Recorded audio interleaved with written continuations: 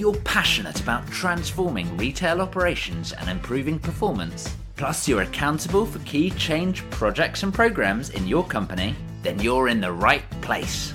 Welcome to the Retail Transformation Show with me, Oliver Banks.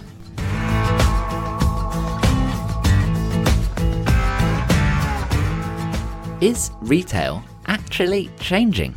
We talk about the pace of change increasing all of the time, but is it? Is it actually changing, or are we just kidding ourselves? That is what I'm diving into in this episode of the Retail Transformation Show, episode 49. Hi, I'm Oliver Banks, your host today, and thank you very much for being here. So as I just mentioned, we're kind of taking on a big topic this week. Are we actually just kidding ourselves? Is retail transforming, or is it just a normal evolution that we're getting a bit overexcited about? And I suppose I'd start with looking at the customer, right? Retail's classic phrase is the customer is always right. And arguably, you could say that has not changed. The customer is still right. The customer still demands that they respect and trust the retailer, and that is still very much true. But what's slightly different now is the customer is not just right. They are king or queen. They are in control. This is a consumer-led market that we find ourselves in today. And that means all retailers have to step up their game. They have to listen and react very quickly to consumers, or risk people voting with their feet or fingers.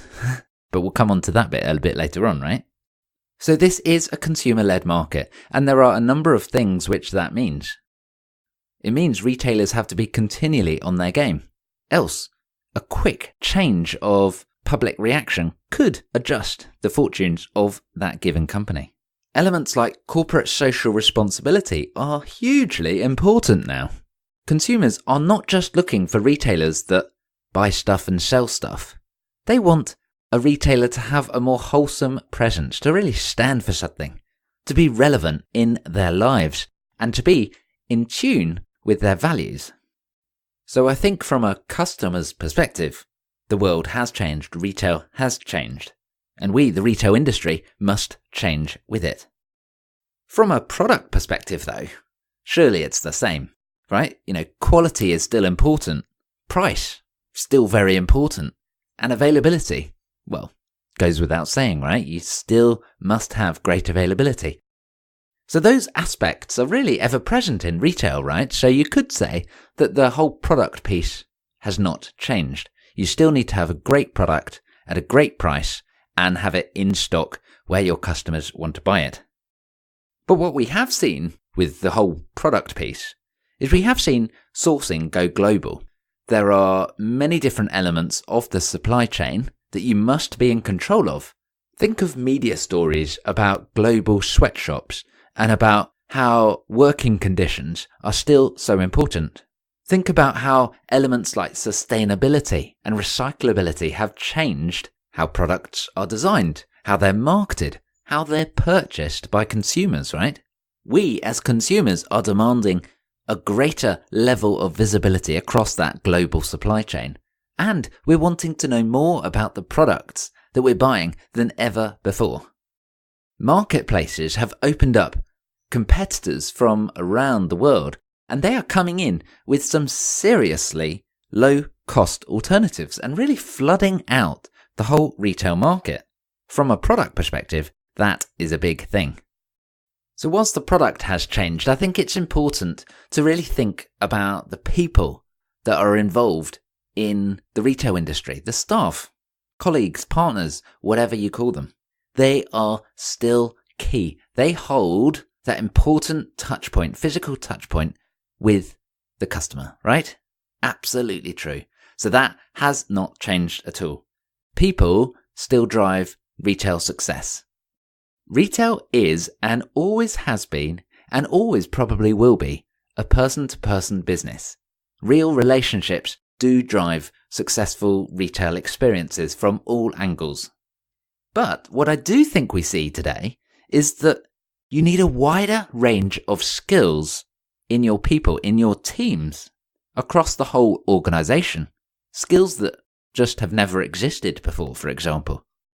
We've seen some fairly major changes to how people are employed and want to be employed.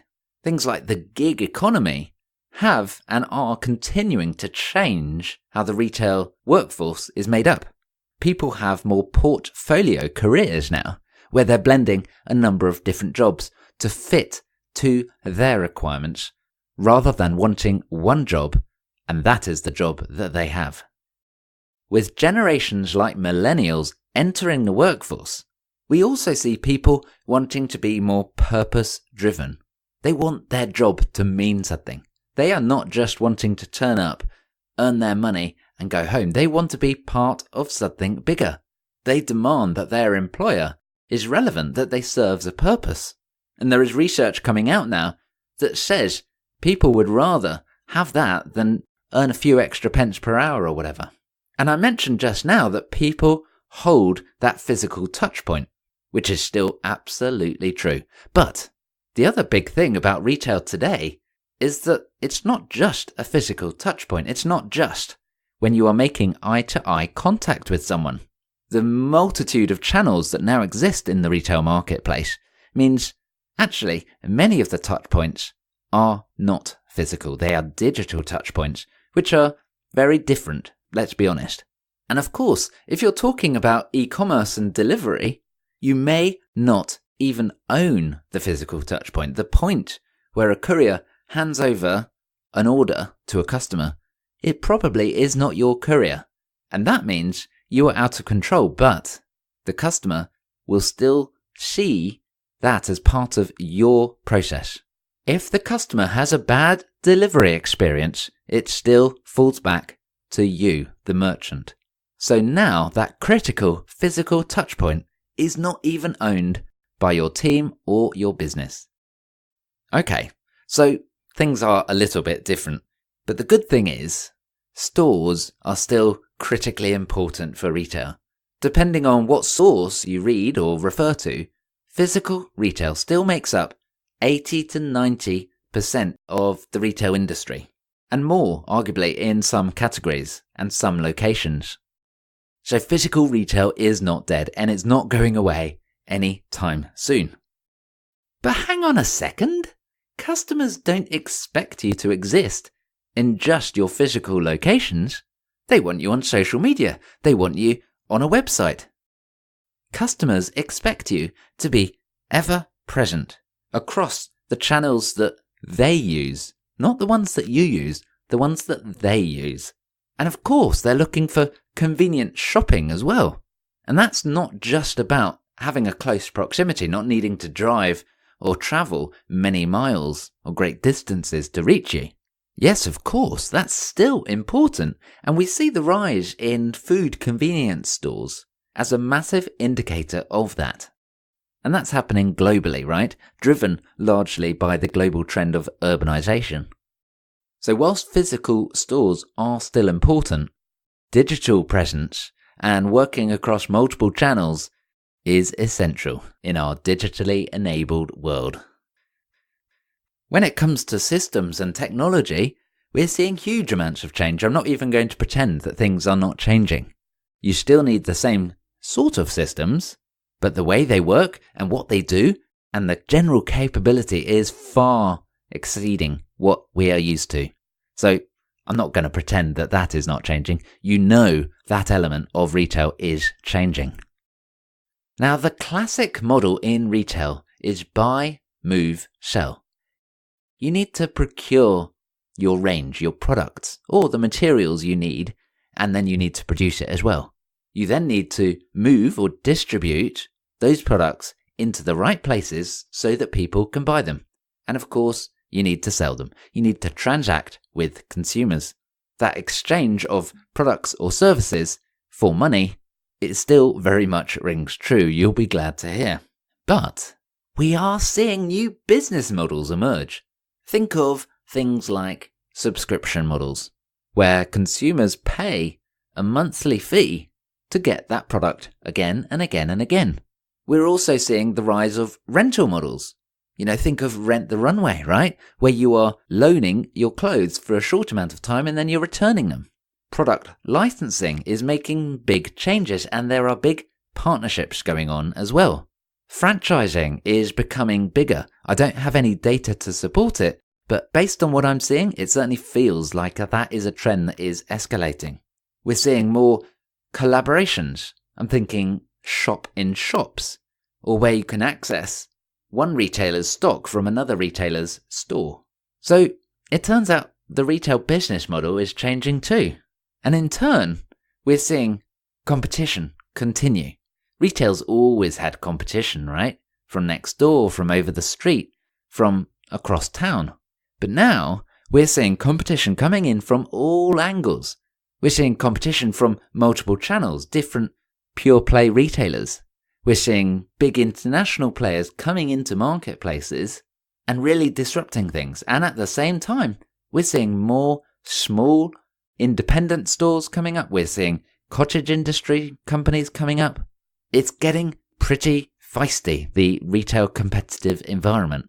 And then you throw in all of the non-retailers that are starting to grab a little share of the wallet as well. I'm thinking companies like Netflix, like Instagram, that you wouldn't classically say was part of the retail industry, but they're very much an alternative to the retail industry. So I think we're seeing multiple elements where retail is changing, right? Of course, there are many different other directions that we could go in from here, but I think you get the picture, right? Retail is changing. The older aspects of retail certainly still ring true, but we're seeing a whole load of new elements come in. So as you're managing your retail operation, you've still got to be thinking about your customers.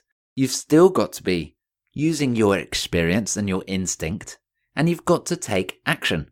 Those elements are things that drew me to the retail industry. When I first came into it, I loved the passion and the drive and the determination. But you know what? Even when you're managing a retail operation, things are changing.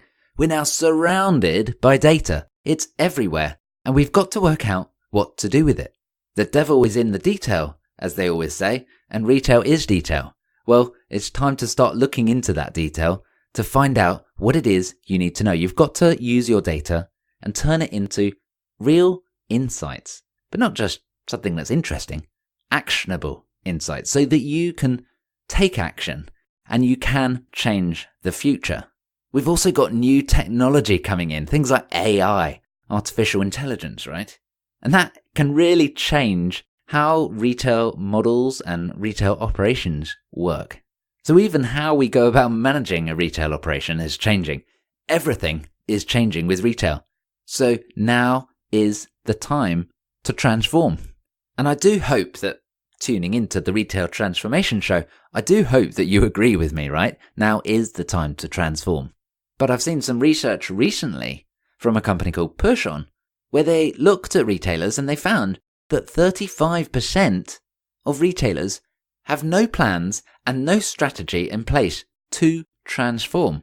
35% have no plans or no strategy in place to transform, given our changing world, given our changing industry, given everything that we've discussed in this episode.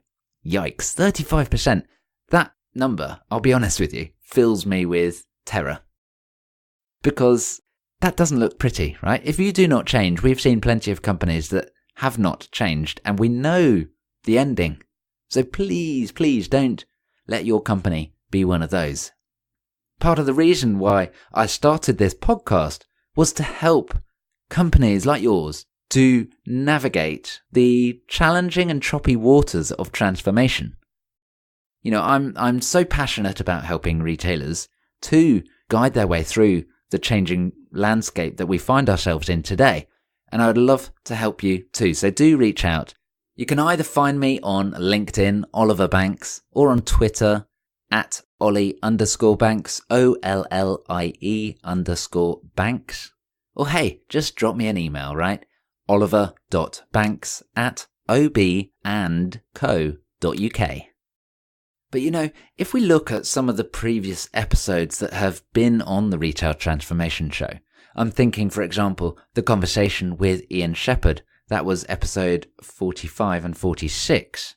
And Ian shared a whole load of golden nuggets, all from his book, Reinventing Retail.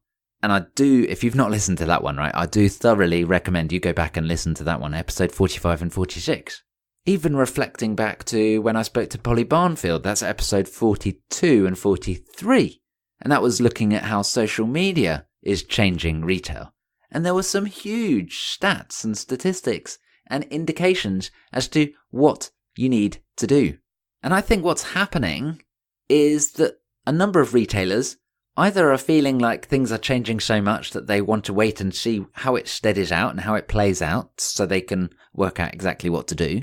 Oh, and P.S., I don't think the rate of change is going to slow down. I think it's going to be turbulent for some time to come yet.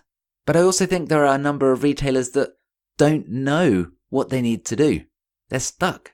They're at a dead end, or what feels like a dead end. And then, of course, there are some retailers that do not want to take a good, long, hard look in the mirror. And that's a tough place to be in as well, because, let me tell you, things are not changing, right? If you cannot honestly critique your business and your operation and make a plan to adapt to our changing world, again, it's not going to be pretty. It's not going to be a nice, happy ending.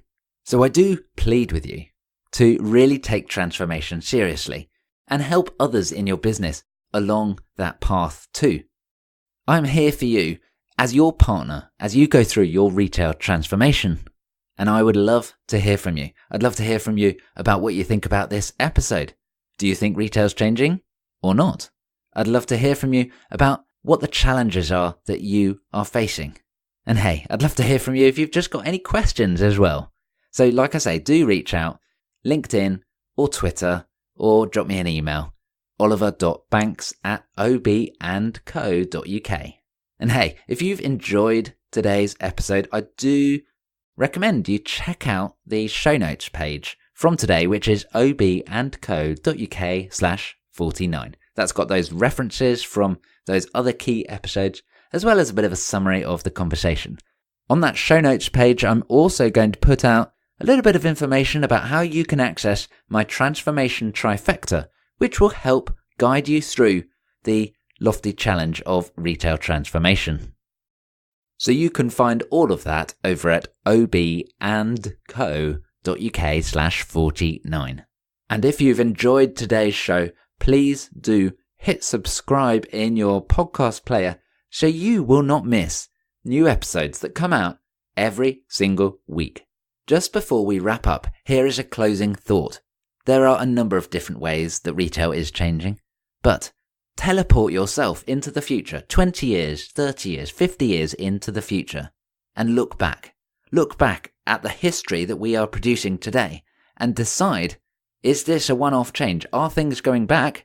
Or do we need to strategically, intentionally change how we're running our retail business so that we can survive for 20, 30, 50 years' time?